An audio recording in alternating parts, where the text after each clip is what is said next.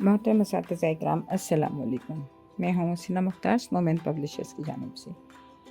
और आज की इस वीडियो में हम बात करेंगे नॉलेज व्हील उर्दू सीरीज़ के सफ़ा नंबर 89 की। ये देखिए, ये है सफ़ा नंबर 89।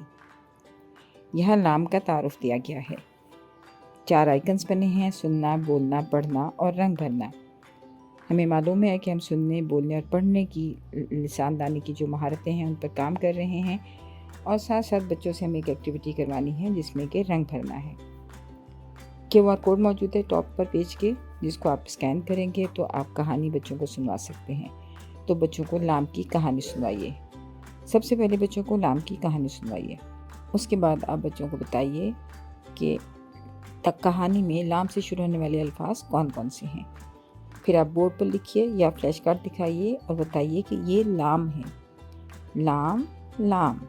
ये लाम की बड़ी शक्ल है और ये लाम की छोटी शक्ल है। ये लाम की बड़ी शक्ल है और ये लाम की छोटी शक्ल है। बच्चों को बताइए कि इसका नाम है लाम और इसकी आवाज़ है ल। नाम है लाम और इसकी आवाज़ है ल। बच्चों से बहुत ज़्यादा प्रैक्टिस करवाइए क्योंकि ये कुछ मुश्किल भी है।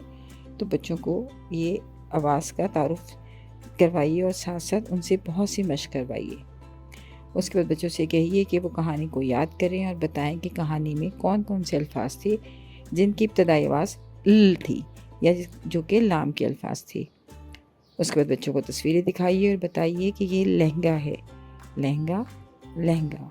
ये लीमू है, लीमू, लीमू। और ये लिफाफा है, लिफाफा, लिफाफा। इसी तरह लिहाफ, लिहाफ।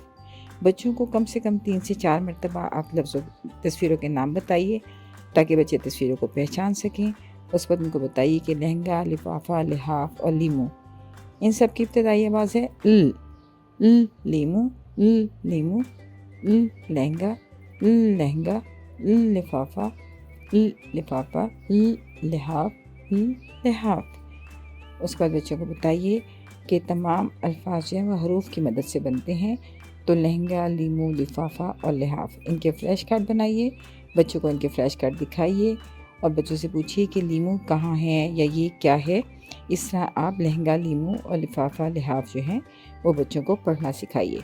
उस पर बच्चों को बताइए कि लहंगा एक लफ्ज़ है और इसके जो हरूफ हैं वो हैं लाम, हे, नून, गाफ, अलिफ। लीमू के लाम, ये, मीम और वाव और नून गुन्ना।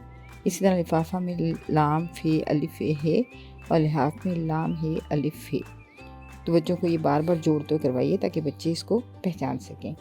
तख्लीकी महारत में तस्वीर देखकर दुरुस्त नाम वाले डब्बे में नीला रंग भरें।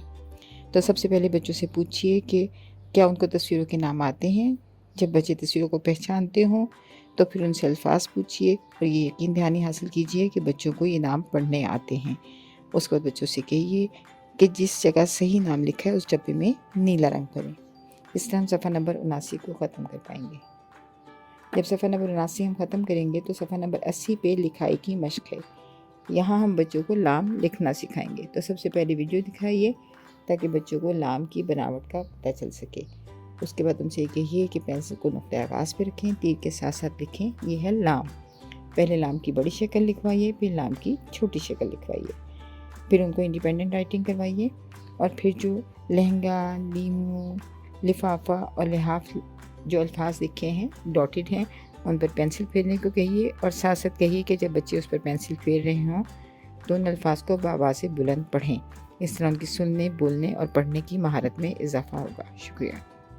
बच्चों को हर्फ लाम दुरुस्त अंदाज से लिखना, नज़्म ऊपर से नीचे आए, झूला बनाकर ऊपर जाएं, आधा ऊपर आधा नीचे गाकर सिखाएं।